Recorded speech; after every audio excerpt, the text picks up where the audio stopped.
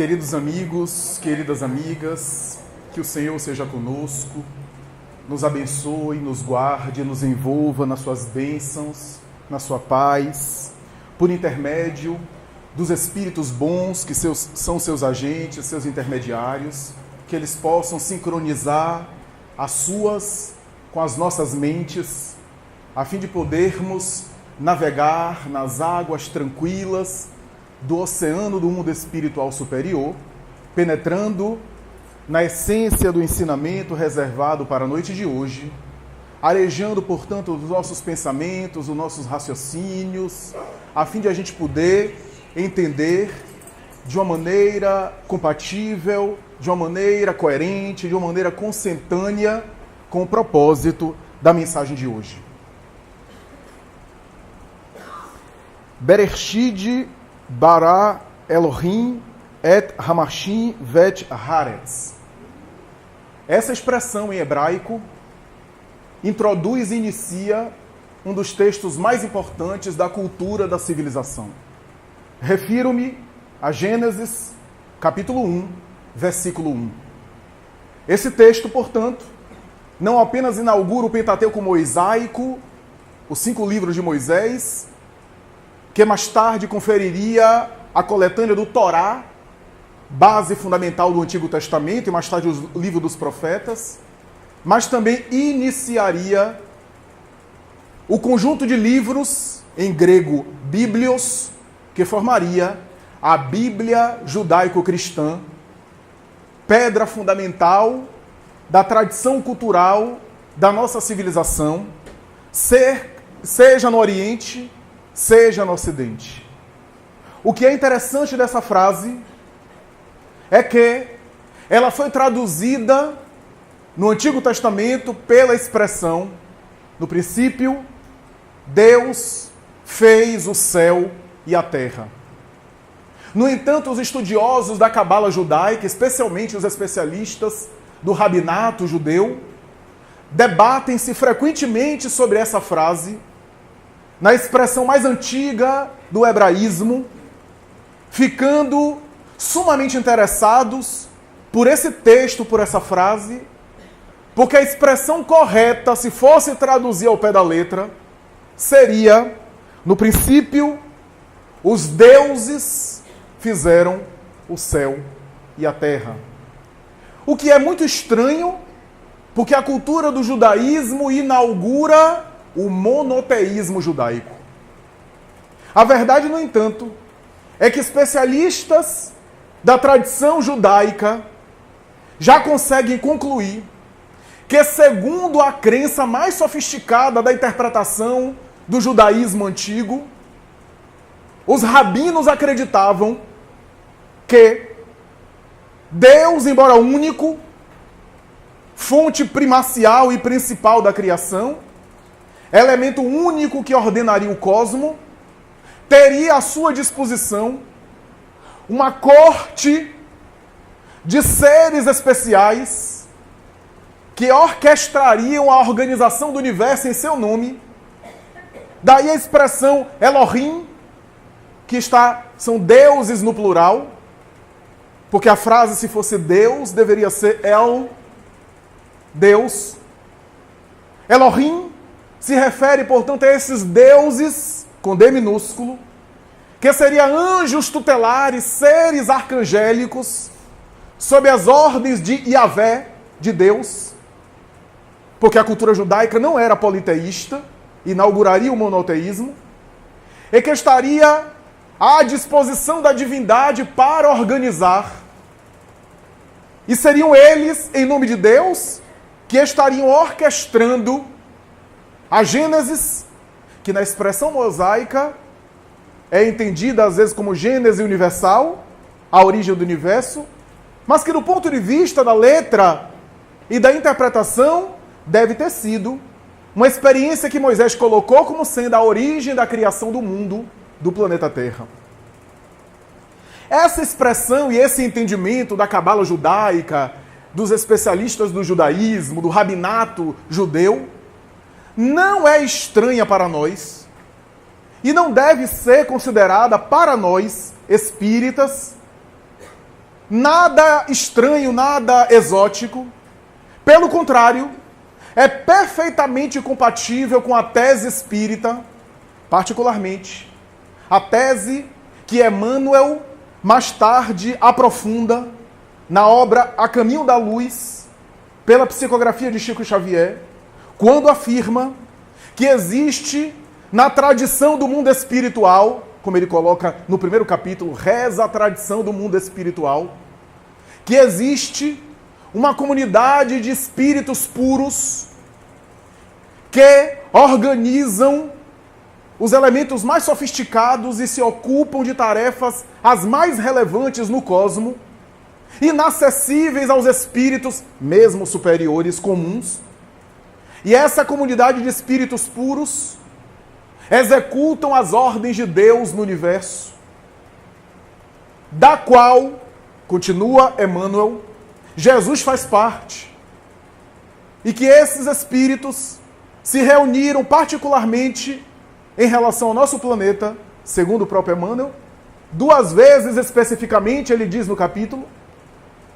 A primeira vez, quando o planeta era um pedaço de elemento cósmico que havia se desprendido da nebulosa solar e que estava lentamente se resfriando.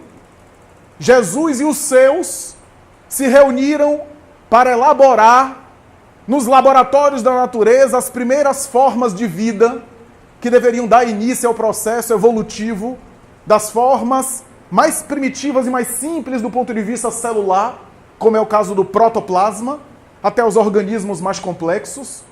E a segunda vez, quando ele próprio decidiu mergulhar na vestimenta do corpo, nascendo entre os homens.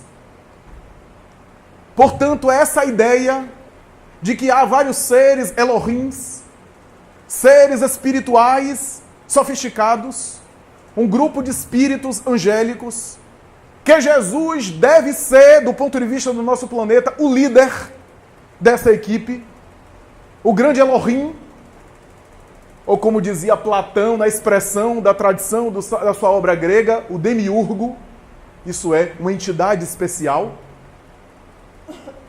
estaria sob a supervisão da divindade elaborando a gênese, a criação do planeta, que é reflexo pequeno da grandiosa e não totalmente compreendida criação universal. A gênese de todas as coisas. O princípio de todas as coisas. A verdade é que, nessa expressão muito feliz, Emmanuel retoma o tema kardeciano, porque Allan Kardec, em O Livro dos Espíritos, havia explorado o tema, quando na escala espírita e seguintes, Allan Kardec estabelece uma espécie de nível de gradação genérico da evolução possível para os espíritos, colocando na última grau da escala, ou na primeira ordem, como se queira, espíritos puros, que são aqueles seres espirituais que já percorreram o processo evolutivo, não estando mais sujeitos à reencarnação, não necessitando mais passar pelas experiências da carne, e só muito excepcionalmente, muito raramente, escolhe mergulhar na experiência terrestre, encarnando em algum globo, com missões muito especiais, tornando-se seres que são focos de luz. Esses espíritos puros, muito além dos chamados espíritos superiores, porque enquanto os espíritos superiores predominam sobre a matéria, comparando conosco, que a matéria influencia e predomina sobre nós, os espíritos superiores predominam sobre a matéria, exercem um domínio sobre a matéria e predominam nele os sentimentos bons. Nos espíritos puros, a influência da matéria é nula. E os sentimentos e virtudes estão no mais alto grau. Mais tarde, Allan Kardec recebe uma comunicação mediúnica que introduz em uma das suas revistas espíritas, na qual o espírito diz mais ou menos assim, se não me falha a memória, o espírito Jorges, os espíritos puros, mesmo no corpo, se tornam infalíveis. Infalíveis aqui moralmente falando. Não estão sujeitos a falhas morais. Porque já elaboraram o seu processo de evolução. E continua Allan Kardec dizendo, esses espíritos puros são os agentes, os intermediários diretos da divindade.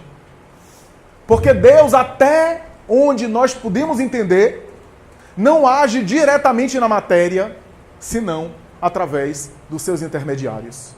Os espíritos puros na hierarquia dos seres espirituais são aqueles que diretamente se conectam com a divindade, estabelecendo, portanto, essa comunicação inacessível para nós, incompreensível para a nossa mentalidade, porque a compreensão da própria divindade para nós é totalmente distante. Quando Kardec estuda Deus, ele chega a dizer que os atributos de Deus que ele coloca, aqueles atributos do primeiro capítulo de O Livro dos Espíritos, imaterial, único, soberanamente justo e bom, todo-poderoso, e assim por diante, não são aquilo que Deus é, mas aquilo que Deus não pode deixar de ser. O que significa dizer que são características que pela lógica a gente compreende, mas que isso não nos faz entender a divindade. E quando Kardec insiste, os espíritos dizem, não vai mais além, porque isso vai lhe perturbar e talvez vai lhe gerar enganos achando que você compreende aquilo que você não compreende. Falta um sentido ao homem para entender a divindade, da mesma forma que um cego de nascença não consegue compreender o facho de luz. E é óbvio a gente entender isso, porque se Deus é imaterial, ele não pode ser percebido com nenhum sentido material. A percepção tem que ser imaterial. Falta-nos, portanto, um sentido. Falta-nos, portanto, uma percepção para compreender, para entender a divindade. Os espíritos puros, desmaterializados, despojados da influência material de qualquer natureza, estão conectados, estão em profunda sincronização com a providência e recebe da providência direto as suas emissões, as suas irradiações, a ponto de executá-las no cosmo, no universo, de acordo com a vontade da divindade. Os estudiosos da ciência, da filosofia da ciência, estabelecem comumente que 4 acontecimentos especiais demarcam a história da ciência. O primeiro deles, possivelmente Nicolau Copérnico, quando da apresentação da teoria heliocêntrica, onde de alguma forma muda a concepção a respeito da astronomia, do universo, abrindo espaço para outros avatares da astronomia, da cosmologia, entender melhor o universo, não colocando a Terra, o nosso planeta, no centro do universo, como acreditava, e as antigas teses de Ptolomeu. O segundo período, o segundo momento importante da ciência, seria para esses estudiosos, quando Charles Darwin apresenta a tese evolucionista, dando uma certa noção de encadeamento entre as espécies, a evolução natural, a seleção das espécies, e abrindo espaço para uma série de outras perquirições de investigações notáveis dentro da ciência. O terceiro acontecimento, segundo os mesmos, foi quando Sigmund Freud, na teoria psicanalítica, consegue desvendar o inconsciente humano, as pulsões e os impulsos, conseguindo fazer a gente entender melhor a natureza humana com todos os problemas e limitações da teoria freudiana. Ele tem o heroísmo e tem o mérito de desvendar o inconsciente, a natureza humana, de uma maneira mais profunda até então investigada, para abrir espaço para aprofundamentos com os discípulos e outros teóricos.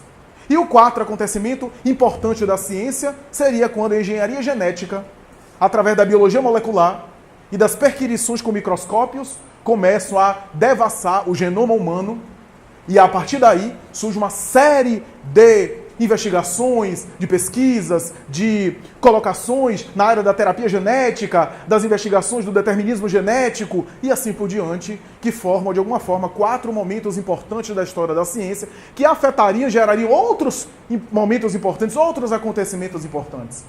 A verdade é que no meio deles passa despercebido o trabalho extraordinário de Allan Kardec. Porque Allan Kardec não apenas antecipou uma série de colocações, como também investigou e recebeu dos espíritos afirmações categóricas que a ciência tem conseguido confirmar ao longo dos tempos.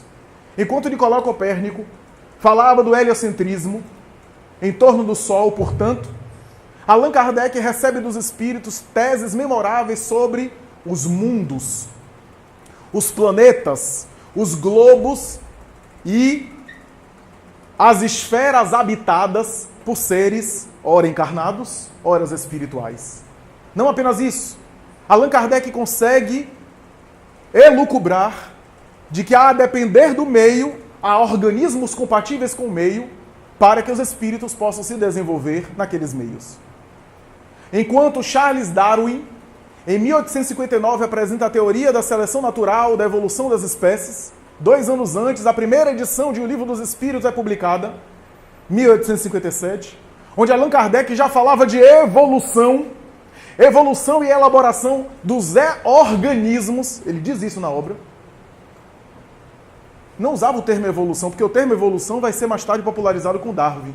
Mas ele utiliza a expressão progresso, ele utiliza a expressão desenvolvimento, e ele utiliza a expressão elaboração, mas mais do que isso, ele fala da evolução espiritual. Antes mesmo de Darwin. Quando o Sigmund Freud, a partir de 1900, publica o Da Interpretação dos Sonhos, dando início à teoria da psicanálise, Allan Kardec, quase 50 anos antes, já falava da natureza animal do ser humano, dos impulsos, das heranças primitivas que dormem no indivíduo, sem usar a palavra inconsciente, que não era popularizada, com a linguagem até mais acessível, mais fácil. Allan Kardec estuda a psicologia humana profundamente, especialmente no capítulo da perfeição moral, último capítulo da 3ª parte de O Livro dos Espíritos, quando ele examina a personalidade humana de uma maneira fácil, clara e ao mesmo tempo profunda, para dizer para nós que o ser humano, como ele diz, de uma maneira clara, didática, com a lógica de aço, ele vai dizer, o ser humano, com o seu corpo, participa da vida dos animais. Porque tem impulsos biológicos, tem necessidades físicas que não diferem tanto de outros animais. Mas com a sua alma, ele também participa do mundo espiritual. E por isso tem uma natureza espiritual. Quanto mais ele desenvolve a sua natureza espiritual, mais ele enfraquece a sua natureza animal. E quanto mais ele se fixa na sua natureza animal, mais ele se afasta da sua natureza espiritual. Essa colocação de Allan Kardec é profundamente psicológica, porque ali está embutido não apenas os conteúdos primitivos do inconsciente, mas também os arquétipos, os conteúdos arcaicos, que mais tarde Carl Gustav Jung, na sua psicologia analítica, vai examinar as heranças arcaicas que estão no inconsciente coletivo. Mas não apenas isso. Allan Kardec, na sua obra gigantesca, e é impressionante pensar que quase um pouco mais de 10 anos ele elabora toda a obra, pelo menos os 5 livros capitais, em um pouco mais de 10 anos. Eu passo a vida inteira tentando entender a obra. Ele fez a obra em um pouco mais de 10 anos. E o último trabalho dos 5 livros, a Gênese, trabalho de fôlego, trabalho sofisticado, quando ele já era experiente no trato com os espíritos e experiente na dissertação de certas temáticas mais polêmicas e mais difíceis, ele aborda aquilo que faltava ele abordar. No Evangelho segundo o Espiritismo, Allan Kardec, na introdução, coloca que o objetivo do Evangelho segundo o Espiritismo é estudar o ensino moral dos textos bíblicos. Porque no ensino moral é ponto pacífico de todas as religiões. Enquanto outros pontos há muita discussão e muita polêmica, as lições morais, todas as religiões se calam e reverenciam, e é consensual. E por isso o Evangelho segundo o Espiritismo é para o ensino moral. Mas ele vai dizer que há outros pontos do texto. Há, por exemplo, trechos do Novo Testamento que, por exemplo, são trechos importantes para o estabelecimento de dogmas da igreja, determinados dogmas.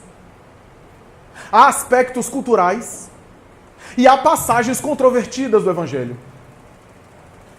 Todos os outros pontos ele examinou em outras obras. Por exemplo, as passagens que serviram de dogma da igreja, ele examinou em O Céu e o Inferno. Em A Gênese, ele divide a obra em 2 partes.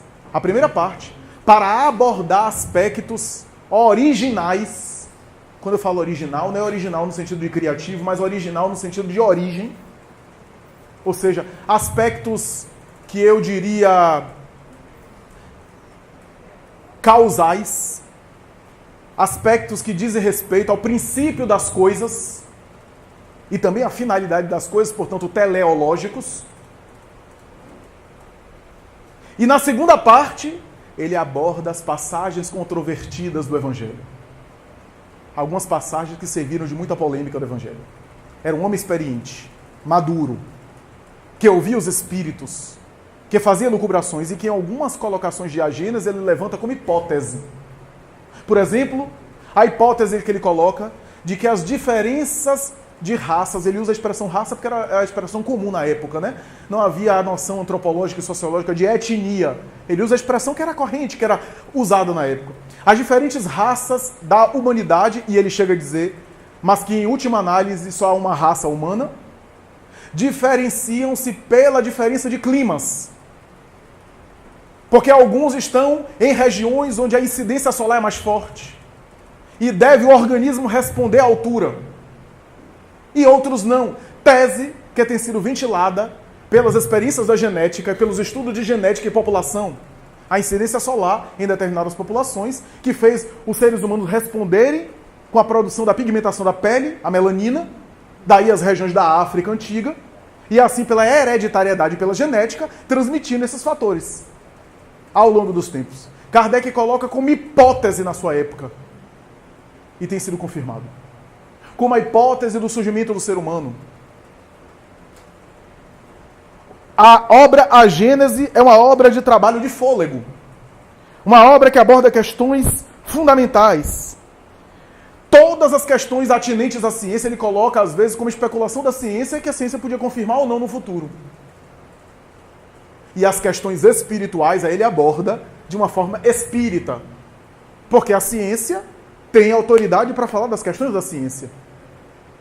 Tanto é que ele vai dizer, a ciência nem sempre tem autoridade para falar das questões espirituais. Porque já parte do pressuposto que não existe.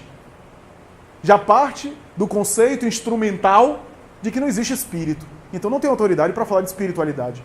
Porque nega o próprio método da ciência espírita. Porque a ciência, o espiritismo também é uma ciência, tem um aspecto científico. Não é uma ciência humana convencional, mas é uma ciência que tem o seu método, o seu laboratório, os seus objetos de estudo, as cobaias humanas que são os médiuns. E os fenômenos que podem ser verificados de uma maneira metodológica. Obviamente que não é a mesma metodologia de uma ciência natural, por exemplo, de uma física ou uma química, mas dá para fazer um método, que Kardec chamou de o laboratório do mundo invisível. A verdade é que, quando nos referimos à Gênese e lemos as páginas da obra de Allan Kardec, que em alguns momentos reponta o texto bíblico de Gênesis de Moisés, em muitas situações, estamos diante de um trabalho muito sofisticado, que a gente está tentando entender com o tempo e aos poucos. A obra Gênese também é um desdobramento da primeira parte do Livro dos Espíritos, Deus e as Causas Primárias, quando Kardec recebe aqueles elementos e aquelas informações dos princípios gerais do universo, dos elementos que constituem o universo, de uma maneira emblemática e especial. E é por isso que ele desenvolve no trabalho A Gênese, a princípio fazendo um tratado sobre Deus. Que a obra da Gênesis começa assim, né? Um capítulo sobre Deus, um capítulo sobre o caráter da revelação divina. E é interessante que quando a gente lê a obra, fica a impressão, pelo menos nos meus entendimentos, que Kardec e os espíritos deixam claro que Deus vai se revelando à criatura e a criatura vai descobrindo aspectos da divindade à medida que evolui, à medida que cresce, mas isso só é possível porque a própria divindade permite. O que significa dizer que tudo aquilo que eu sei da divindade, eu sei porque foi revelado pela própria divindade. Por quê? Porque estamos imersos em Deus. Não dá para sair de Deus para investigar. É aquela ideia que eu já falei sobre outros temas, do pesquisador se afastar do objeto de pesquisa para examinar. Não dá para fazer isso com Deus. Porque Deus é inteligência suprema e causa primária. Ou seja, é uma inteligência causal. A nossa inteligência já é efeito da inteligência divina. Olhe que, quanto mais eu falo, mais difícil fica, né? Porque tudo que a gente fala e explica em termos de palavras, falta um sentido sobre a divindade, a gente não consegue entender. E às vezes se afasta mais. Pense bem. Quando a gente fala que Deus existe, é uma expressão imprecisa, como eu já falei aqui. Porque Deus não tem existência. Quem tem existência é quem está no tempo e no espaço. Deus criou o tempo e o espaço. Então, dá para entender? Não dá. Um ser, um elemento que criou o tempo e o espaço. Alguns tentam entender Deus como um conjunto das leis. É uma tentativa, mas ainda assim é uma tentativa pálida. Porque Deus está por detrás das leis. A rigor, foi Ele que estabeleceu as leis. E ao mesmo tempo é interessante como Ele se submete, né, às leis. Ele parece humilde. Porque se Ele é todo poderoso, Ele podia transgredir a própria lei que Ele fez. Mas Ele parece não transgredir as leis. Ele parece limitar o próprio poder respeitando as leis que Ele próprio criou. Porque, por exemplo, Ele podia impedir você de fazer o mal. Mas Ele não impede. Não é que Ele não possa. Ele pode, porque é todo poderoso, a rigor pode. Mas Ele respeita a própria lei que Ele criou, que é o respeito ao livre-arbítrio. Você pode se suicidar, que Deus se respeita. Você pode fazer a pior coisa possível e sofrer as consequências. E é o único que nunca aparece. Se Deus tivesse Instagram, não teria uma publicação. Deus nunca aparece. É o mais humilde de todos. Porque Ele se revela através da sua obra. Ele se manifesta através das coisas, das circunstâncias e das pessoas. Isso que Kardec discute de uma outra forma. Em O Livro dos Espíritos. E aí, quando ele aborda a criação universal, e O Livro dos Espíritos, ele já tinha abordado a criação. Primeiro, é interessante pensar assim, quando a gente fala em criação universal, o termo universal do latim é o mesmo que cósmico, né, do grego.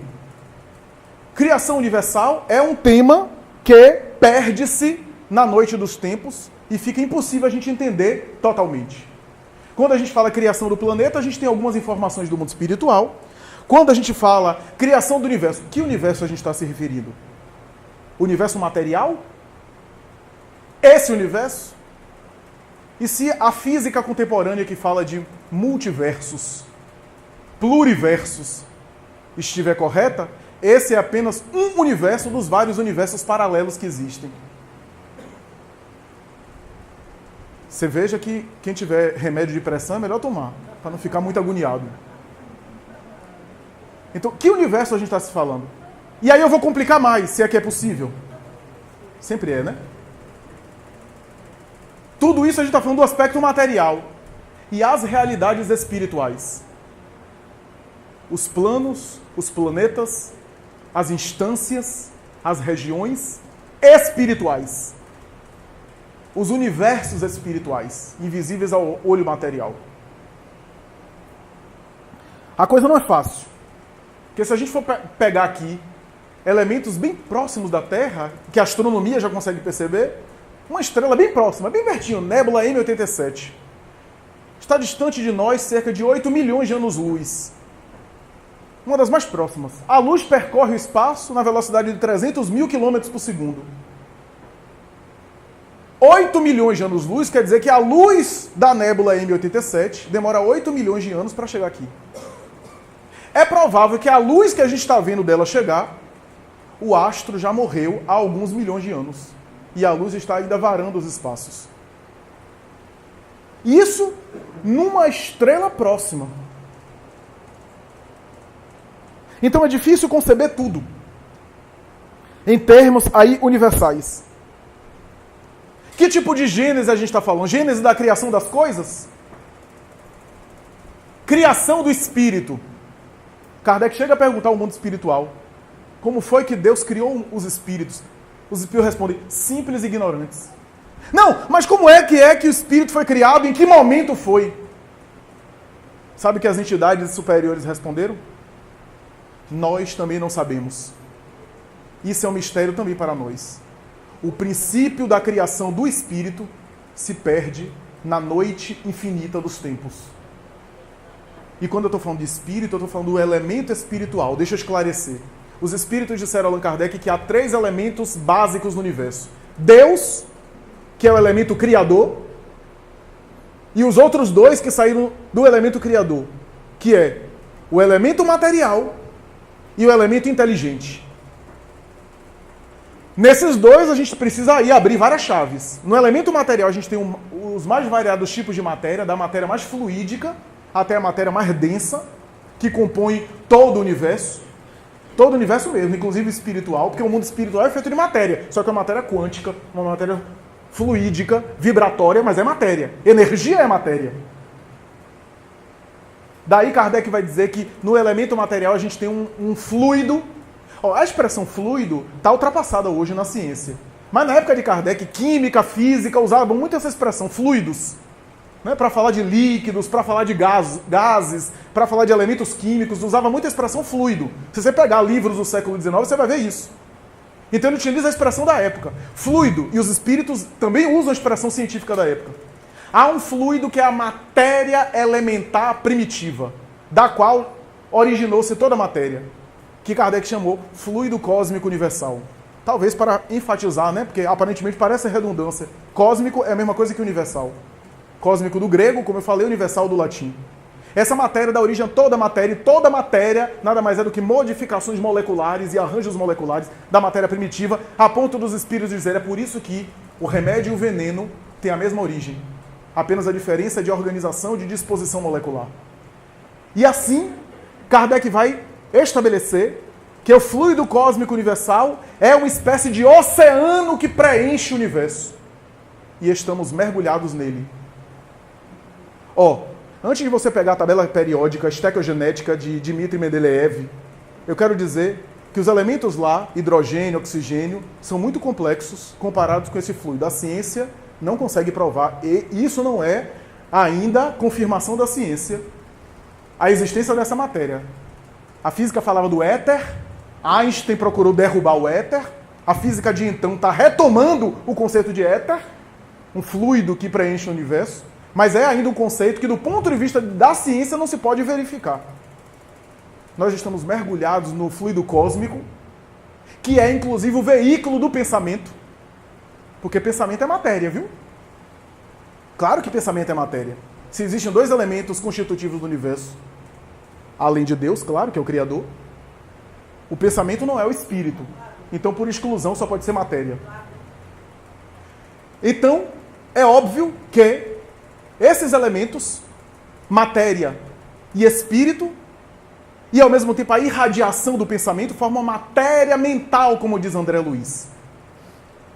A matéria mental, que produz os seus efeitos, os seus fenômenos, na ordem universal. O fluido cósmico universal pode ser considerado a matéria mental de Deus. O pensamento de Deus que preenche o universo. Aí você entende aquelas expressões bíblicas, inclusive do apóstolo Paulo, em Deus estamos e em Deus nos movemos. Deus está em nós tanto quanto nós estamos nele. Daí não dá para dizer que está fora de Deus, porque não existe fora.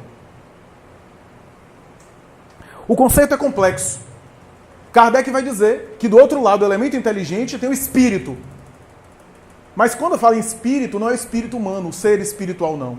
O espírito é o princípio espiritual, que é a chispa divina, que é o psiquismo em formas muito primárias, que ao longo das etapas vai evoluindo, vai crescendo, vai se desenvolvendo, até chegar no espírito humano, que seria o momento da consciência, da razão, mas que ele vem elaborando-se. Kardec é muito sutil nessa tese. Ele diz que passa por formas pré-humanas, ou formas que antecedem a humanidade, o psiquismo vai passando, que tudo se encadeia na natureza do átomo ao anjo, que por sua vez um dia foi átomo, mas que não entra em considerações mais sofisticadas. E eu vou dizer mais, se a criação do espírito já é uma incógnita, o momento em que o espírito... Quando eu falo o momento que o espírito foi criado, é porque Deus está criando espíritos o tempo todo, porque está espíritos muito maduros e há espíritos primários infantis. Mas aonde foi que foi criado, em que momento, como foi, é inacessível para até as próprias entidades que assessoraram Allan Kardec. Só que não precisa nem ir tão longe. Quando Kardec pergunta da transição do animal para o espírito humano, até nisso é um mistério. O momento que se dá, porque não é assim não, viu? Ainda que a gente veja assim, você gosta muito do seu cãozinho, né, que parece ser muito inteligente, está muito longe ainda. São milênios. O psiquismo ensaiando para no futuro entrar na humanidade.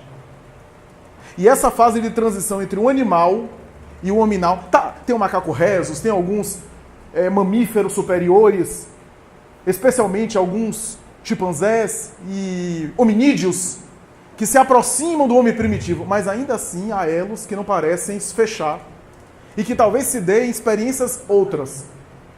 O momento de humanização do princípio espiritual, segundo os espíritos Allan Kardec, também nós não sabemos.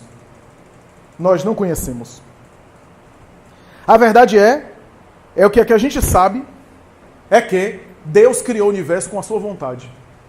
Kardec pergunta no item 38 de O Livro dos Espíritos: como Deus criou o universo?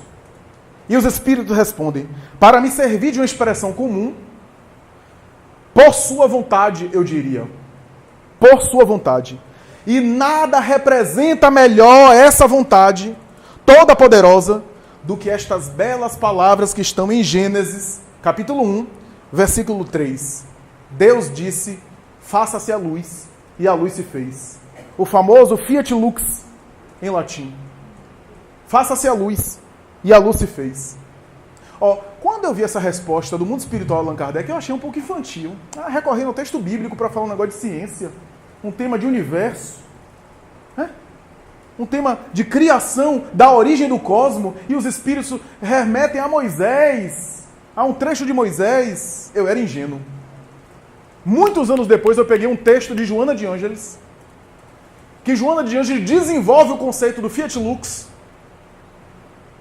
e Joana de Ângeles vai dizer: faz toda a elaboração do átomo de carbono, a viagem que o átomo de carbono faz no universo, na associação com hélio e com hidrogênio, e que mais tarde, está no livro Estudos Espíritas, por uma produção especial, gera uma energia, e essa energia se espalha, e que mais tarde vai se modificando e dando origem a outros átomos, e que isso deve servir de referência para o faça-se a luz, e a luz se fez.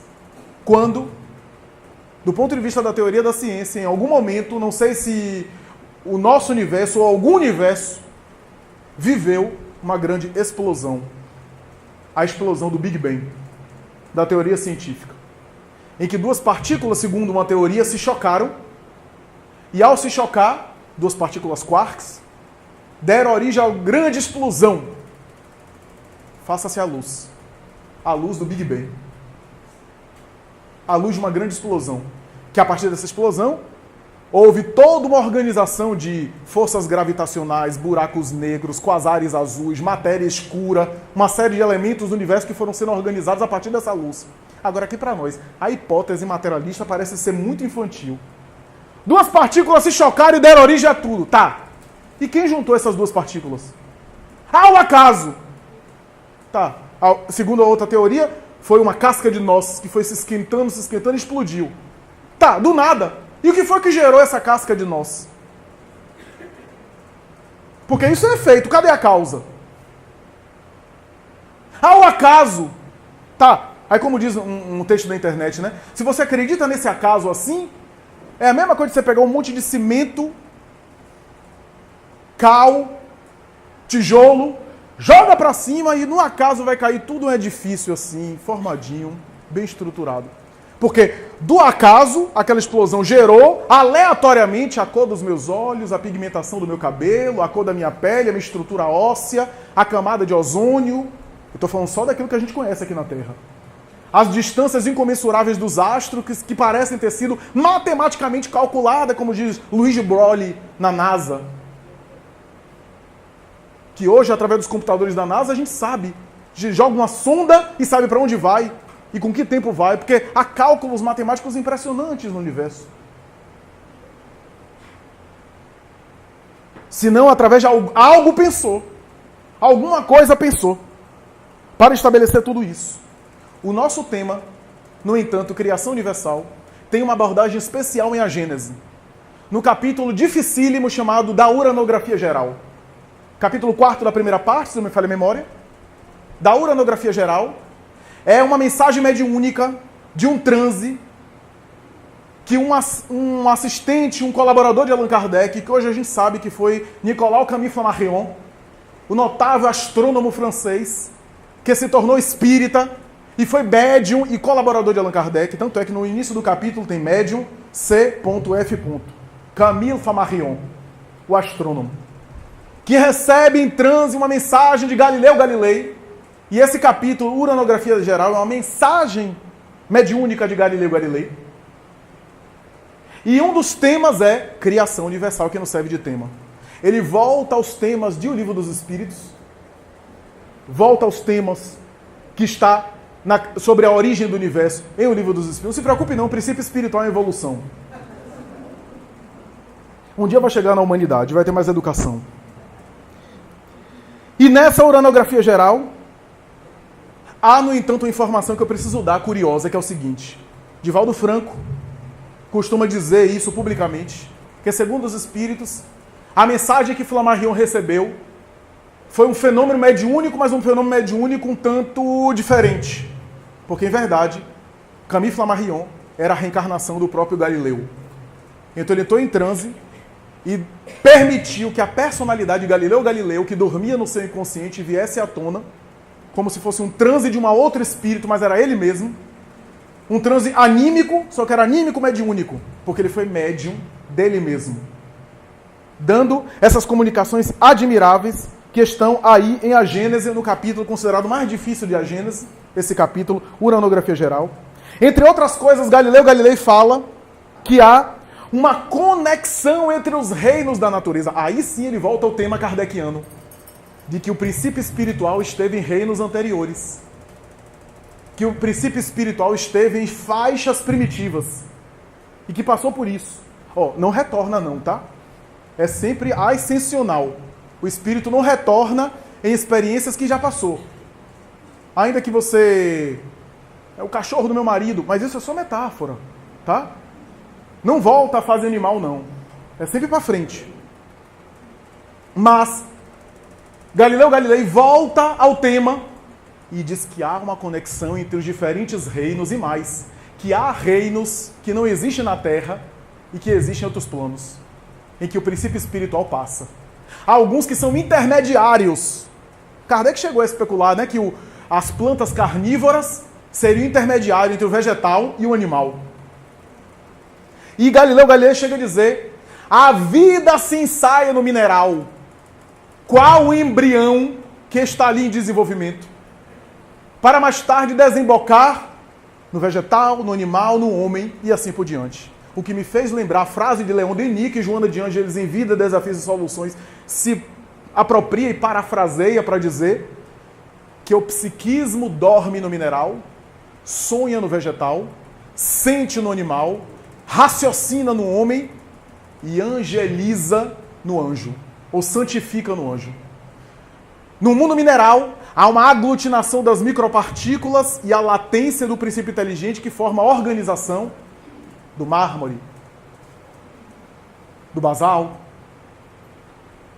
das expressões das mais variadas, para mais tarde dar origem do granito, da rocha, para dar origem mais tarde à sensibilidade do vegetal, a seiva, a sucção, o sistema nervoso primário do mundo vegetal, os instintos que desabrocham no animal, o raciocínio no homem e a consciência de si mesmo, para passar mais tarde para os sentimentos superiores e a intuição no santo, ou no anjo. Há um espírito de sequência incessante do ponto de vista evolutivo, do ponto de vista espiritual. E o próprio Kardec, mais tarde, examinando essa questão, vai dizer: qual é o problema? Será que um ser adulto, um gênio da universidade, vai perder a sua dignidade por saber que um dia foi um feto? Por que o espírito humano vai perder a sua dignidade só porque passou por outras formas da natureza? Por outros reinos da natureza? Isso não faz uma conexão maior com todas as coisas? Diz Kardec especulando. Mais do que isso, Das expressões mais primárias do ser primitivo ao santo, há muito degrau a percorrer. Qual é o problema de achar que o santo de hoje um dia foi canibal e antropófago? Aliás, Kardec chega a perguntar aos espíritos em certa questão, né? Quer dizer que o homem mais civilizado de hoje um dia foi antropófago? E os espíritos deram a resposta interessante, diz assim: tu mesmo o foste mais de uma vez antes de seres o que é. Disse isso para Kardec. Ou seja, a gente já sabe 2 encarnações, no mínimo, de Kardec, né? Que ele foi mais de uma vez canibal. É óbvio, todos nós passamos pela experiência da infância do espírito, que é essa expressão primitiva. Essa expressão primitiva. Mas a matéria cósmica, que é o hálito divino, ou pensamento divino no universo, por que isso nos interessa? Qual é a utilidade nossa saber disso tudo?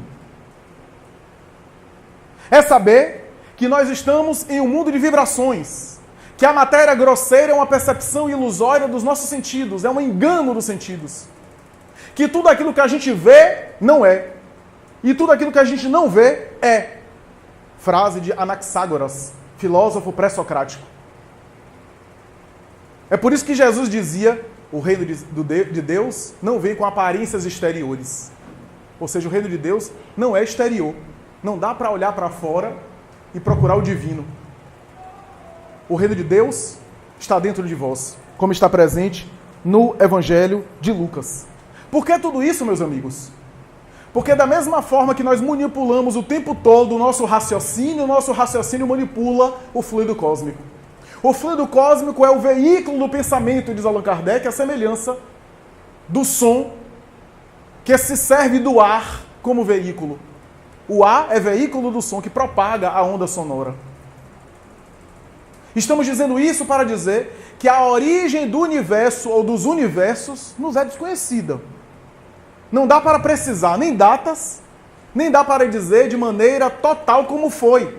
Os espíritos dizem que há situações e há elementos que são vedados ao homem. Agora não diz se em algum momento vai ser desvendado aquilo, ou se é um limite do próprio Criador estabelecendo para suas criaturas. Talvez quando o espírito estiver muito desmaterializado, ele compreenda essas coisas. Mas nós não sabemos. Allan Kardec não fecha a conclusão.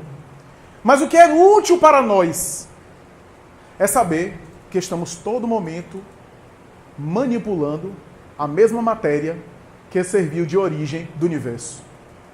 Diria mais, nós somos formados dessa matéria cósmica. Saímos dela e para ela voltaremos. Essa é a ideia de voltar ao pó. Saiu do pó e voltou ao pó. Não é no sentido de morte física. É no sentido de que a centelha divina, depois de percorrer o seu processo evolutivo, volta à sua origem. Da mesma forma que o filho, depois de deixar de ser besta e amadurecer, volta à mãe, quando é um filho grato, e reconhece a grandeza da mãe. Saiu do útero e volta a ele, na expressão simbólica do afeto. Volta agora não infantil, mas volta agora amadurecido, reconhecendo a divindade. Esse processo evolutivo é muito bonito, desconhecido nas suas nuances por qualquer um de nós, a não ser que tenha alguém que já percorreu todo o processo, aí desculpe, mas como eu ainda estou no processo, não cheguei lá ainda, então também é desconhecido. A verdade, no entanto, é que manipulando isso, essa matéria cósmica que é a matéria da origem do universo, estamos o tempo todo elaborando nossa atmosfera, nosso psiquismo, o nosso corpo é feito de células, célula também é princípio espiritual em evolução. É de endoidar, né? Mas assim, o espírito é uma consciência global que dirige consciências miniaturizadas, que são cada uma das suas células. Acho que tem gente que não vai dormir hoje, mas o que é importante pensar para nós e para a nossa vida é que nós formamos uma atmosfera ao nosso redor. Eu falei isso em palestras recentes.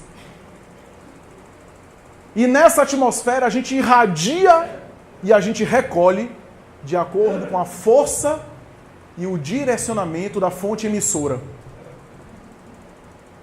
É por essa razão que há aquele ditado popular que você busca e acha. de acordo com aquilo que você buscou. Emmanuel vai dizer em Pensamento e Vida que a mente humana é um espelho e que tudo aquilo que você se esforça em irradiar, você vai encontrar. Se você cultiva determinados conteúdos negativos, você vai encontrá-los no outro. Mas isso não é o mais problemático. O mais problemático é que você vai receber o conteúdo negativo dos outros para você.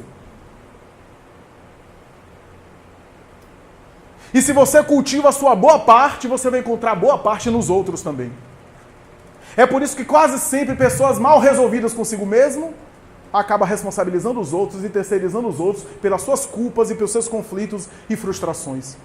E quanto mais tem culpa de si mesmo, mais tem mágoa do outro, que são lados de uma mesma moeda. E enquanto não estiver bem consigo, vai estar de mal com todo mundo. E Emmanuel conclui dizendo, em um dos capítulos da obra referida, que é por essa razão que a gente vê pessoas que condenam determinados comportamentos no outro, condenar tanto que acabar caindo no mesmo erro que condena. Porque ao censurar demais o comportamento alheio, acaba sincronizando com aquilo, com aquela faixa de ação e reproduzindo na sua própria vida. Diz Emmanuel mais adiante, tem cuidado ao examinar o mal, onde o mal está. Ajuda o mal, socorre os maus.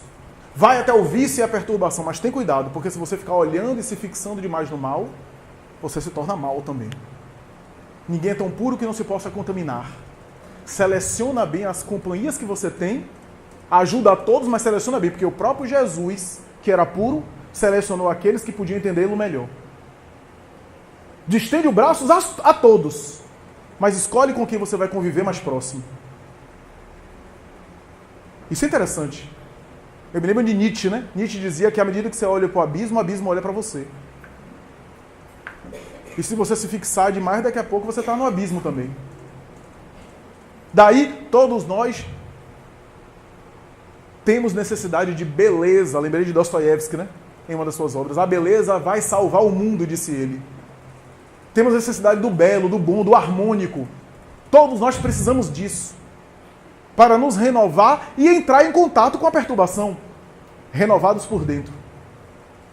Essa atmosfera psíquica é um negócio muito sério, porque irradia aquilo que somos. Felizmente no corpo não dá para ver. Fora do corpo fica na cara. O pessoal olha, bate assim, tá ali, né? Tá ali irradiando. O que ele é, porque o corpo embota, bloqueia, oblitera parte dessa irradiação. A atmosfera psíquica, portanto, vai dizer Emmanuel, são os pensamentos alimentados e as condutas que você alimenta. Todo mundo pensa negativo e pensa positivo. Todo mundo oscila. Mas aquilo que você seleciona fixar e ficar, porque pensar negativamente, passar um pensamento negativo na cabeça, pode passar. Mas ficar é uma escolha nossa. Permanecer alimentando aquilo forma a atmosfera psíquica. E Emmanuel diz, compara a morte a um diploma de faculdade. Olha que coisa. Ele vai dizer o seguinte, que você se matricula na escola terrestre e a morte é o momento que você vai ganhar o diploma. Porque quando você entra na faculdade e você passa por 5, 6, 4 anos de graduação, depois você está transformado por aquilo que você vivenciou na faculdade. Mesmo que você não vai exercer a profissão, você já pensa de forma diferente, você funciona de forma diferente, você vê, tem leituras de forma diferente, você foi afetado, foi transformado pela cultura, pelos dados, pelas informações e pelo exercício profissional e intelectual da graduação. De acordo com aquilo que você cultivou na faculdade. Aquilo que você se especializou. Agora, a morte é um diploma. E o diploma que você vai receber vai ser compatível com o curso que você se matriculou. Aquilo que você alimentou durante a vida vai formar a matéria mental e a atmosfera ao seu redor. Por isso que o espírito fica vendo o que quer.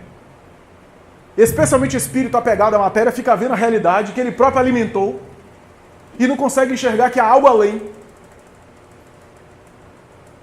E fica vivendo aquilo como se fosse num sonho, sem se dar conta, especialmente os espíritos mais apegados à matéria.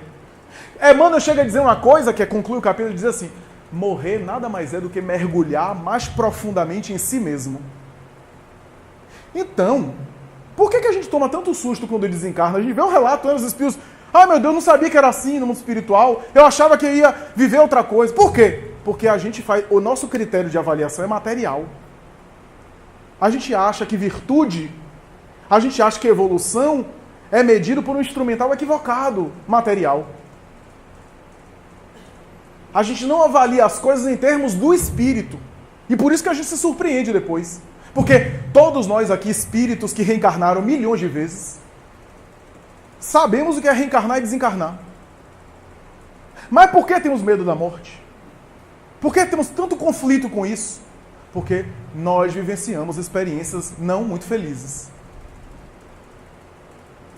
Experiência de apego ao túmulo, de dificuldade de sair do cadáver, preso ao féretro. Então trazemos essa experiência negativa no inconsciente.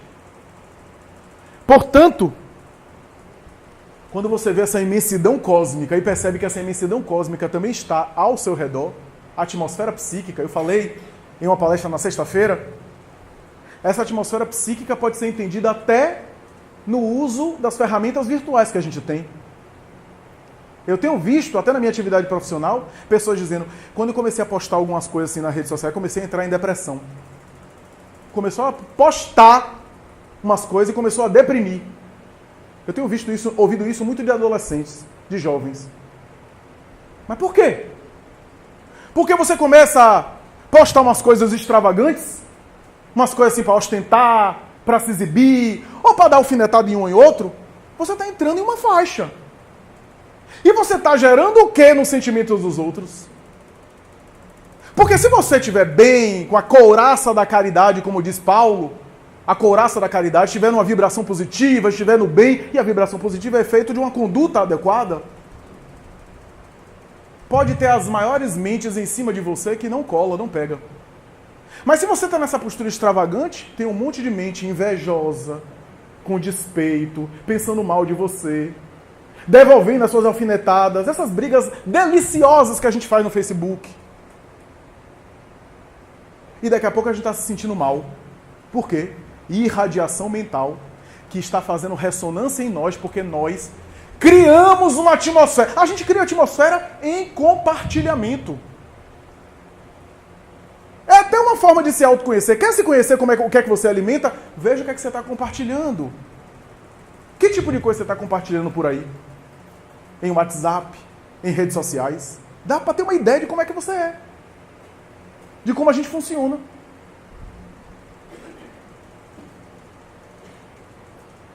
Então, isso nos faz pensar que essa imensidão cósmica ainda está para ser desvendada.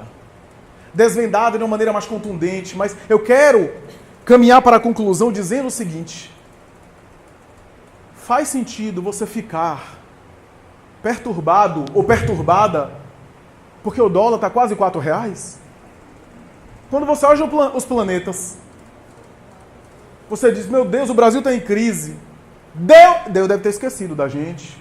Afinal, só no sistema solar são 200 milhões de planetas. Né? No nosso universo relativo, 200 bilhões de galáxias. Né? Só o planeta Terra está passando por transição planetária. Nenhum outro planeta nunca passou por isso. Só a Terra assim ficou assim. Só aqui no Brasil, que teve assim greve de caminhoneiro. E nos outros planetas está tudo bonitinho. Então Deus não tem experiência, né? Porque Deus, é a primeira vez que Deus está vendo um planeta assim em crise. Né? E aí ele não está sabendo muito bem o que fazer. E por isso justifica você estar desesperado.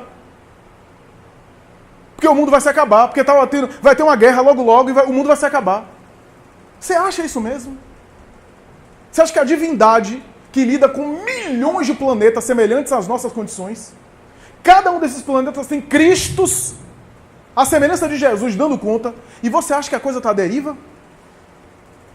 Você acha que já não houve tempos piores? Tem gente aqui que está vivo hoje, que está encarnado, e nasceu num tempo onde não viu mais guerra de proporção mundial mais.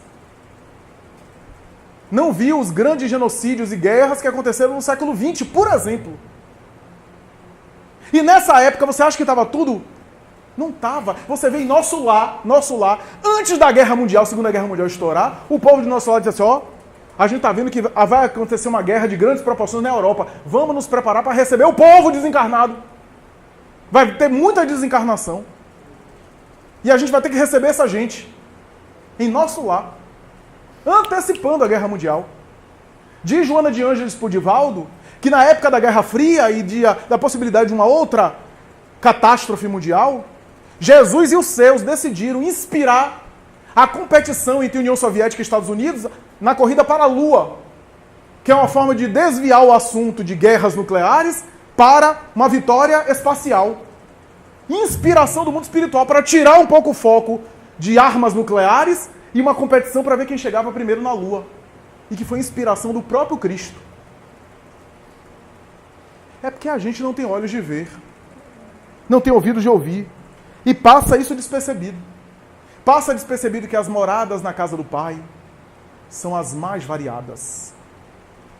Galileu chega a dizer, e eu não estou abordando ainda, o fato de que toda essa criação teve origem no mundo espiritual.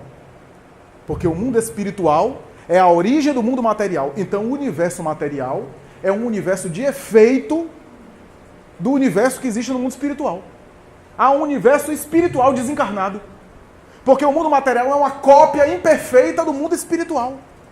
É uma xerox de má qualidade. É o mundo dos efeitos, o mundo da matéria. Daí, cada um desencarna com a matéria mental que cultivou. Daí você entende como é que Jesus transitava por aqueles fenômenos, ele manipulava fluidos. Um dia o nosso psiquismo dominará a matéria a ponto de a gente dominar também os fluidos. Primeiro a gente tem que dominar as redes sociais, vai devagar, né? Dominar a raiva que você fica naquele grupo de política do WhatsApp, que você fica sem dormir, como uma amiga minha ficou 2 semanas tomando remédio para dormir por causa de briga de política. Porque não conseguia dormir porque queria dar resposta.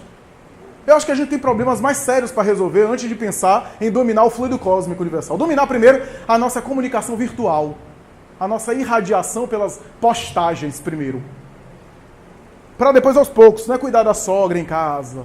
Né, essas relações assim bem, né, desafiantes, né? Relação matrimonial, relação com filho, essas coisas. Porque a desencarnação, já caminhando para a conclusão, a desencarnação é uma mudança de morada sem mudar a pessoa. Cada um desperta além do túmulo como foi adormecer. E aquilo que a gente valoriza aqui, a gente vai valorizar no mundo espiritual. Falam mal de você, que fale até cair a dentadura. Quantos falam de mim? Milânia é testemunha. Ah, falaram de você, eu vou continuar tratando bem a pessoa. Oi, fulano. O problema é dela, se ela está falando de mim. Ah, porque disseram isso, disseram aquilo, disseram aquilo. Se essa pessoa nunca conviveu comigo, você está falando isso, é porque ela tem as suas razões. Procurou me entender dessa forma, porque cada um olha as coisas com a sua ótica. Só que o tempo, como diz Emmanuel, é um dos braços da divindade. Se você acha que o tempo é ruim, é porque você está olhando apenas do ponto de vista material, né? O tempo é ruim no sentido material, né? Você está jovem, está bonito, está bonita, tem saúde, está disposto. Não fique feliz não, que é uma questão de tempo. Tudo que é da matéria, o tempo altera. Pode ser que altera para pior, do ponto de vista material, porque o tempo desgasta tudo. Mas o que é permanente, o tempo sempre melhora. O que é temporário, o tempo desgasta, que é o elemento da matéria. Mas o espírito sempre é melhorado pelo tempo. Mesmo que ele rebeldemente não queira, ele está sempre aprimorando-se. Sempre aprendendo. O olhar que falta é espiritual. E por isso, antes de passar a palavra para Milane, entender que há uma parte do fluido da divindade que nos oferece, uma parte nossa, que a gente vai poder fazer. Para a gente não chegar no mundo espiritual achando que as coisas vão se operar de maneira assim mágica. Eu contei em uma casa hoje que um casal que conhecia Chico Xavier, conheceu a vida inteira Chico. Ele vivia enchendo a cara, se embriagando, e ela vivia reclamando dele. Ele morreu, desencarnou, e ela 2 semanas depois, porque não tinha por que reclamar, desencarnou também. E o filho do casal disse, Chico, e aí, como é que tá? Eu queria saber como é que tá papai. Ele disse, bebendo, meu filho, no mundo espiritual. Continua bebendo. E mamãe continua reclamando. para a gente não ficar assim. Porque o que vai nos renovar é a mudança de direção e não a desencarnação. Vai ser a mudança de direção que vai fazer a gente respirar num clima cósmico, num ar mais puro e numa morada da casa do Pai mais sutil e mais diáfana. Muito obrigado, muita paz.